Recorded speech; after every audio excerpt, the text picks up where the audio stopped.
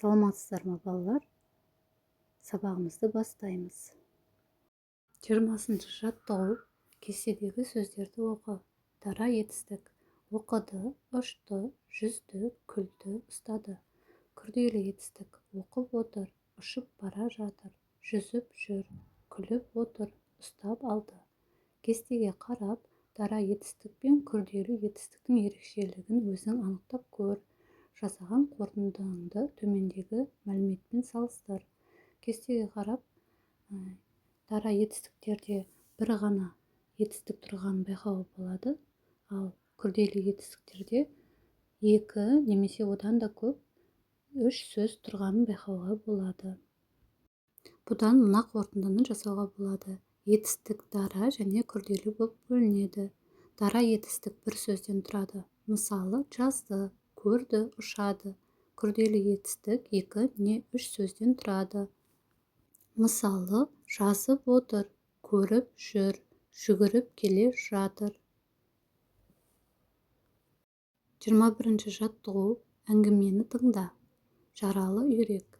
Әсет қармақ салып үнсіз отыр. Кенет гүрс етіп атылған мылтық дауысы оны селт еткізді. Маңайда жан жоқ еді. Сол кезде арғы беттен бір топ үйрек дүр етіп жоғары көтерілді. Әсет енді байқады. Топ үйректің біреуі ұша алмай су бетінде қалыпты. Бергі жағаға жетуі екіталай. Біраздан соң жаралы үйрек әлсірей бастады. Оны байқаған Әсет суға күмп берді, жүзіп барды. Үйректі судан алып шықты. Жаралы үйректі үйіне әкелді. Күтімге алды. Біраз күннен кейін үйректің қанаты жазылды. Ұшатын халге жетті. Әңгіме құрылған жоспарды жалғастыр. Жоспар: Әсеттің қармақ салуы, екінші үйректің жаралануы, үшінші Әсеттің үйрекке қамқорлық жасауы. Осылай құруға болады жоспарды. Келесі тапсырма: әңгімедегі етістіктерді тап. Олардың дара, күрделі екенін айт. Дара етістіктер: отыр, көтерілді, жетуі, қалыпты, берді, әкелді, жазылды, жетті. Күрделі етістіктер: жүзіп барды, әлсірей бастады, алып шықты. 22-ші жаттығу. Өлең не туралы? Өлеңді қатесіз көшіріп жаз. Өлеңді қатесіз көшіріп аламыз. Өзі мықты не деген? Жүгі қандай зор еді? Тіп дейтіндей денемен тау көтеріп келеді. Етістікті тап, дара, күрделі екенін ажырат. Күрделі етістік көтеріліп келеді.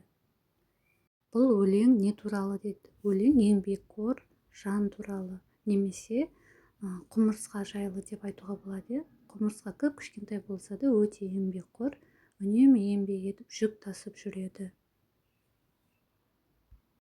Келесі жаттығу. 23-ші жаттығу. Мысалды оқып, әрі қарай не болатын болжа. Құмырсқа мен шегіртке. Кішкентай құмырсқа нанның қоқымын алып келе жатып, байқаусызда шұңқырға түсіп кетеді. Мұны көрген шегіртке мазақтап күледі. Осы кезде оны ұшып келе жатқан құс алып кетеді деп аяқтауға болады. Мысалдағы қарамен жазылған етістіктердің дара, күрделі екенін ажырат. Күрделі етістік түсіп кетеді, дара етістік күледі. Келесі 24-ші жаттығу. Дара етістікті күрделі етістікке айналдырып жаз.